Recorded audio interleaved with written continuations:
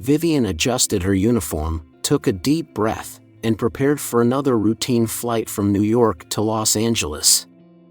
She had worked as a flight attendant for nearly a decade, and by now, she was used to the long hours, the demanding passengers, and the constant travel. It wasn't always easy, especially since it meant spending so much time away from her 7-year-old daughter, Emily, back home in Chicago. But she loved her job. It gave her a sense of purpose, a way to keep moving forward. That day, though, something felt off. She couldn't quite put her finger on it, just an unsettling feeling in the pit of her stomach that wouldn't go away. Maybe it was exhaustion from the past few weeks, or maybe it was just another one of those strange moods that sometimes crept in when she was thousands of feet in the air. Whatever it was, she tried to shake it off as she went through the usual motions, greeting passengers, helping them with their bags, and making sure they were comfortable. Everything seemed normal until she reached the first-class cabin. Vivian had just picked up a tray of drinks when she heard a burst of laughter, rich, deep, carefree. Something about it made her pause. The sound was familiar. Too familiar. Her heart pounded as she turned her head, scanning the seats. And then, she saw him. For a split second, time stopped. The tray in her hand wobbled, and she had to grip it tighter to keep it from slipping. Sitting there, relaxed in a plush first-class seat, was a man who looked exactly like Leonard. Leonard. Her husband. The man she had buried 5 years ago. Vivian's breath caught in her throat. Her mind raced, scrambling to make sense of what she was seeing. It couldn't be him. It was impossible. She had been at his funeral. She had mourned him, cried for him, spent years trying to rebuild her life without him. But there he was, alive, laughing, completely at ease. A beautiful woman sat beside him, leaning in close, her eyes shining as she listened to whatever he was saying. He looked happy. Completely unaware that his wife, his widow, was standing just a few feet away, staring at him as if she had seen a ghost. Maybe she had. Vivian blinked rapidly, hoping the image would shift, that she had somehow imagined it. But no. The man was still there, still smiling, his hand resting casually on the armrest. Her chest tightened, and for a moment, she couldn't breathe. She wanted to march over, grab him, demand an explanation. How could he be here? How could he be alive? But her feet felt like they were glued to the floor, her mind still spinning with disbelief. What if it wasn't him? What if she was wrong? But no matter how much she tried to convince herself that this was just a stranger who happened to look like Leonard, the truth pressed down on her, heavy and undeniable. She knew him. Every detail, his strong jawline, the dimple in his left cheek, the way he ran his fingers through his hair when he laughed, it was all the same. It wasn't just a resemblance. It was him. Her stomach twisted. How could this be happening? Vivian forced herself to look away, setting the tray down on a nearby counter before her trembling hands could betray her. She needed to pull herself together. She was at work. She couldn't afford to lose control, not here, not now. Taking a deep breath, she wiped her damp palms on her uniform and willed herself to keep moving. But the thought wouldn't leave her. Leonard had died in a car accident. The authorities had said he had been thrown into the river, his body never recovered. She had spent years haunted by that fact, struggling to make peace with it. And now, he was here, on her flight, looking very much alive. Had he faked his death? Had he left her and Emily on purpose? A fresh wave of pain and anger surged through her. Vivian's pulse pounded as she made her way down the aisle, pretending nothing was wrong. But she could feel his presence behind her, could hear the echo of his laughter still ringing in her ears. When she passed his seat again, she couldn't resist another glance. This time, he looked up. Their eyes met. Vivian's heart stopped. For a split second, hope flickered. Maybe he would recognize her. Maybe there would be some sign, some reaction, that proved she wasn't crazy. But instead, his gaze was cold. Distant. Like she was just another flight attendant, a stranger bringing drinks. Vivian felt her chest tighten, the sting of fresh heartbreak cutting through her. She had lost him once before. Now, she was losing him all over again. Vivian spent the rest of the flight in a daze, going through the motions like a robot. She smiled at passengers, refilled drinks, and answered questions, but her mind was miles away, stuck on the impossible reality of what she had just seen. Leonard. Alive. She couldn't understand it. Couldn't wrap her mind around how the man she had mourned, the man she had grieved for, was sitting just a few feet away, laughing with another woman as if the past 5 years had never happened. Had she imagined it? No. She knew what she saw. It wasn't just some stranger who looked like him. It was him.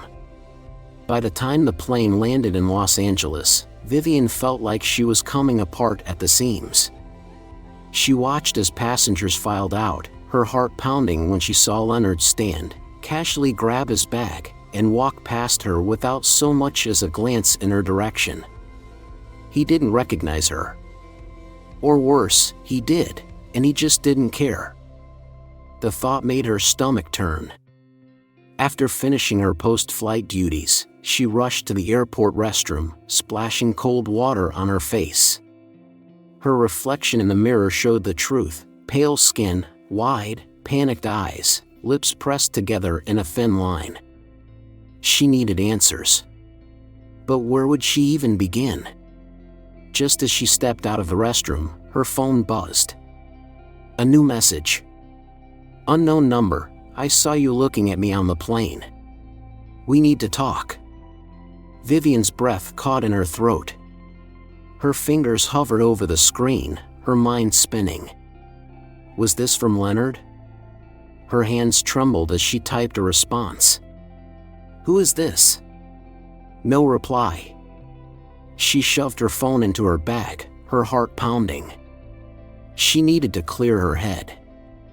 Later that evening, exhausted and emotionally drained, Vivian found herself at the hotel bar, staring at a glass of wine she wasn't really drinking.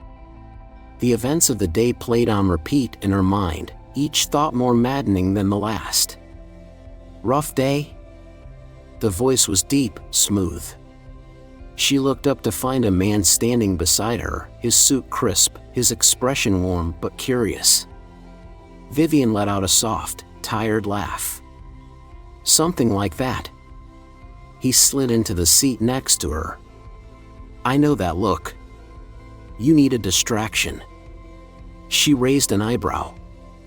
And you're offering one? He grinned. Well, I happen to be excellent at distractions. Despite herself, she smiled. The man introduced himself as Grant, a businessman from San Francisco. He was charming, easy to talk to, and, more importantly, he didn't know anything about the chaos in her life. For the first time that day, Vivian felt like she could breathe. They talked about nothing and everything: their jobs, travel, books they liked. His presence was effortless, his humor a welcome relief from the storm raging in her mind. All right, your turn, he said after a while, swirling his drink. Tell me something real. Something about you. Vivian hesitated. She wasn't ready to pour her heart out to a stranger, but she also didn't want the conversation to end. So she kept it simple. I have a daughter, Emily. She's 7. Grant's face softened. A mom who's also a flight attendant. That must be tough. It is, she admitted. But she's my world. Grant nodded, as if he understood more than he was letting on. "She's lucky to have you." The compliment made her heart squeeze in a way she wasn't expecting. For a little while, talking to Grant made her forget about Leonard. But as she left the bar, her phone buzzed again. Another message. "Unknown number, I need to see you." Her hands tightened around her phone. Vivian's pulse quickened. She knew she couldn't ignore this forever. If Leonard wanted to talk, she had to find out why. But she also wasn't ready to face the truth alone. Taking a deep breath, she typed a message. "Who are you? What do you want?" Seconds later, her phone buzzed. "Unknown number, you already know who I am." A shiver ran down her spine. The past she thought was dead wasn't just alive, it was coming straight for her. Vivian barely slept that night. The message from the unknown number had left her shaken. She had tried to convince herself that it could be a coincidence, but deep down, she knew better. That man on the plane was Leonard. And now, whoever sent the message wanted to meet. By morning, she was exhausted but determined. If this was Leonard, she needed to hear what he had to say. Her hands trembled as she typed her response. "Vivian, where?" A few minutes later, her phone buzzed. "Unknown number, your house. Tonight." Her stomach twisted into knots. No. She couldn't let this happen at home. Emily was there. Whatever this was, she wouldn't let it touch her daughter. Vivian quickly typed back. "Vivian, no. Somewhere public." The response was immediate. "Unknown number, the park near your house. Midnight." Vivian exhaled shakily. He had chosen a place familiar to her, a place where they had once taken Emily to play. She didn't know if that made her feel safer or more unsettled. The night was cold. A light breeze rustled through the trees as Vivian pulled her coat tighter around herself, standing beneath the dim glow of a street lamp. The park was quiet, empty aside from the occasional passing car in the distance. Then she heard footsteps. She turned, and there he was. Leonard. For a moment, she forgot how to breathe. He looked different, thinner, more tired, as if life had taken something out of him.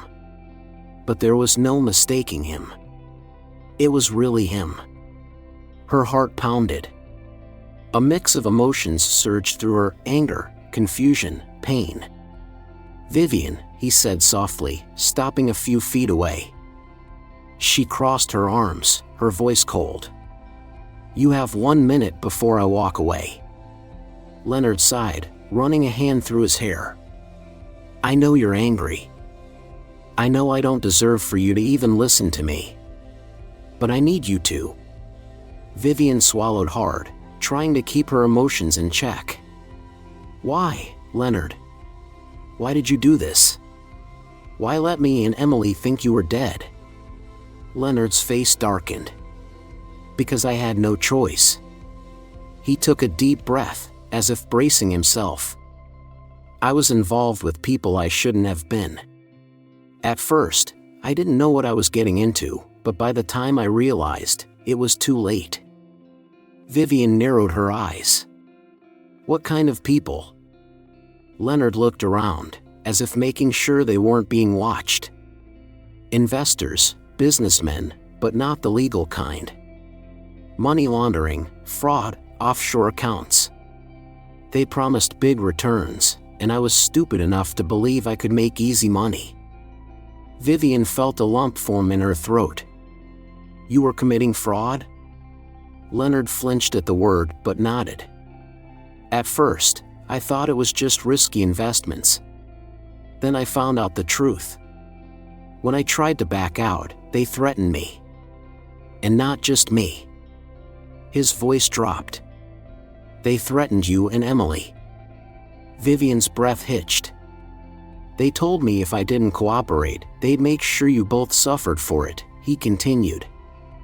I knew I had to disappear. If they thought I was dead, they'd have no reason to come after you. Her heart pounded in her chest. She wanted to scream at him, to hit him, to demand why he hadn't told her. You thought the best way to protect us was to let us believe you were dead? Leonard's jaw clenched. I didn't see another way. I faked the car accident, left everything behind. But it didn't work. They found out I was alive. And now, they're after me again. Vivian shook her head. So what? You came back expecting me to help you? After everything? He reached into his jacket and pulled out a small envelope, holding it out to her. This is everything I have left. Enough to make sure you and Emily are taken care of for life. She stared at the envelope like it was poison. You think money fixes this? No, he admitted. But it's the only thing I can offer now. Vivian's hands curled into fists. You don't get to walk back into my life and act like you're doing me a favor. You left us. Do you have any idea what that did to me? What that did to Emily? Leonard's face crumpled. I never stopped thinking about you too. I wanted to come back 100 times, but I couldn't.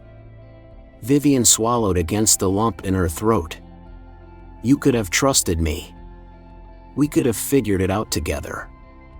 I know, he said, his voice raw. But I was scared. I was weak. Silence stretched between them. Finally, she spoke. I don't know what you expect from me, Leonard. He hesitated. I need a place to stay. Just for a little while.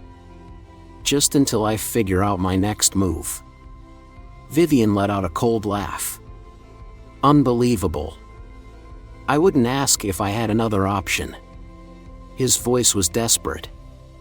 She took a deep breath. I need time to think. Leonard nodded, looking like a man on the edge of a cliff. I understand. She turned to leave, her emotions in chaos. Vivian, he called softly. She stopped.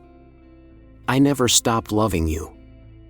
She closed her eyes, swallowing back tears. Without another word, she walked away. This time, she was the one leaving him. Vivian sat in her car outside her house, gripping the steering wheel so tightly her knuckles turned white. The conversation with Leonard replayed in her mind, over and over, like a broken record. He had faked his death. Lied to her. Lied to Emily. And now he was back, asking for help. She should have felt relieved that he was alive, but all she felt was anger. Anger, and something else, uncertainty. What was she supposed to do now? A part of her wanted to pretend this meeting had never happened, to go back inside and focus on the life she had built without him. But another part of her, the one that had spent years wondering what really happened, knew she couldn't ignore this. Leonard was in trouble. And now, whether she liked it or not, she was tangled up in it. The next morning, Vivian woke up to a message from Grant. Grant, breakfast? My treat. Normally, she would have smiled at the thought of spending time with him. But today, her stomach twisted. She hesitated before replying. Vivian, okay. 9 a.m.? Grant, see you then. An hour later, she met him at a quiet cafe downtown. Grant greeted her with his usual easy smile, but the moment she sat down, he frowned. You look like you haven't slept, he said, concern in his eyes. I haven't, she admitted. She took a deep breath and told him everything, Leonard's reappearance, his confession, the money he had offered her. The more she talked, the heavier the weight on her chest became. When she finally finished, she expected Grant to be shocked. Instead, He exhaled slowly, rubbing his jaw, as if piecing something together. "Vivian," he said carefully. "There's something I need to tell you." She stiffened. "What is it?" He hesitated. "I've been looking for Leonard." Her breath caught. "What?" Grant leaned forward, lowering his voice. "For the past 2 years, I've been investigating the fraud case that Leonard was involved in. My company was one of the biggest victims. We lost millions because of him and the people he worked with." Vivian's stomach dropped. "You were investigating him this whole time?" she whispered. "Yes," he admitted. "But I didn't know about you, not until recently. When I realized who you were, I didn't know how to tell you." She felt her hands tremble under the table. "So, what was this?" she asked, her voice shaking. "Was I just another lead? Another way to get to him?" No. Grant reached for her hand, but she pulled away. "It started as an investigation, but it became more than that." "You became more than that." Vivian shook her head. She felt like the ground beneath her was crumbling. "You should have told me," she said, voice thick with emotion. "I know," Grant said softly. "But I was afraid you'd shut me out." She swallowed hard, trying to process everything. The man she had started to trust, the one who had been there for her, had been keeping secrets, just like Leonard. But before she could say anything else, Grant's phone buzzed. He glanced at the screen and then looked at her, serious. "Vivian, we have to go," he said. "The authorities are closing in on Leonard. If we don't act now, he might disappear again." Vivian wasn't sure why she agreed to go with Grant, but 20 minutes later, she found herself standing outside a motel on the outskirts of the city, her heart pounding. "This is where he's been hiding," Grant murmured.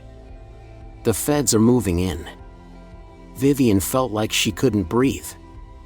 She spotted Leonard near the entrance, talking to someone on the phone.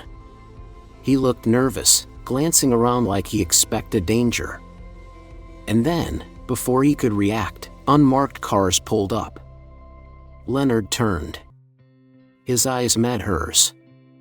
"Vivian," he called out, confused. Then he saw Grant, and his expression changed. "You set me up," he whispered. Vivian's throat tightened, but before she could respond, agents surrounded him. "Leonard Doherty," one of them said, "you're under arrest for conspiracy to commit fraud and money laundering." Leonard didn't fight. As the officers cuffed him, he locked eyes with her one last time. "I'm sorry," he murmured.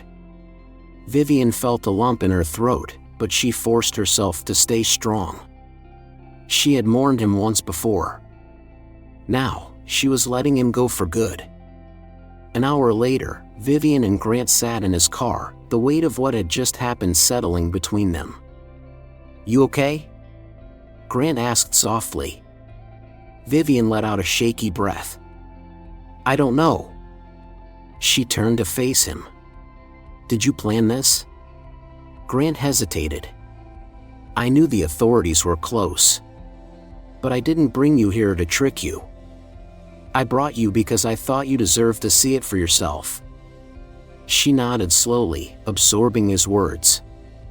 Despite everything, she knew one thing: Leonard was gone. And now, for the first time in years, she had a chance to truly move forward. She turned back to Grant. "I don't know if I can forgive you for lying," she admitted. "But I also don't want to lose what we have." Grant met her gaze. "I'll earn your trust back, Vivian. However long it takes." She exhaled, feeling lighter than she had in years. "Okay," she said softly. For the first time in a long time, she felt like she could finally breathe again. Vivian had spent so many years looking backward. Looking for answers. Looking for closure. looking for something, anything, that could make sense of the pain she had carried since the day Leonard disappeared. But now, for the first time in a long time, she wasn't looking back anymore. She was looking forward. A week had passed since Leonard's arrest, and in that time, Vivian had gone through every possible emotion: anger, sadness, relief. The media had picked up the story, and for days, her phone buzzed with messages from people she hadn't spoken to in years. She ignored them all.